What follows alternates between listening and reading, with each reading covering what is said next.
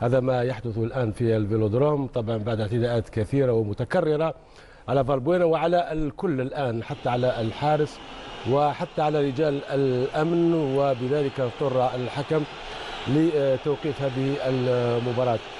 مباراة صعبة، الحدث إذا يصنعه فالبوينا. الجمهور لم يكن ذكي، وحتى لاعبو مارسيليا لم يشاركوا في تهدئة هذا الجمهور الغاضب.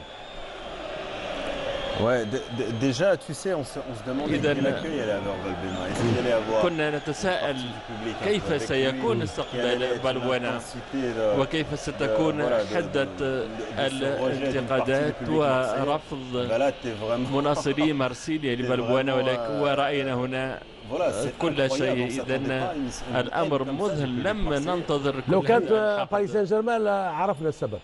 لا، حتى ولو كانت باريس سان جيرمان، حتى ولو كان فريق آخر صحيح خارج الملعب ولا في الكواليس ولا ما بين الجماهير ولا في كل الجهات، لا بعدين الاعتداءات بقارورات يعني.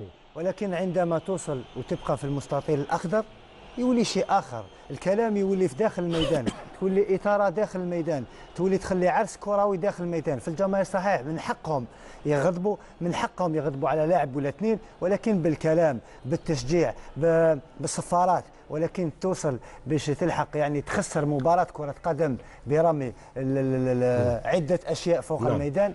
والله شيء هذا شيء مؤسف، شيء مؤسف، ما نتمناش.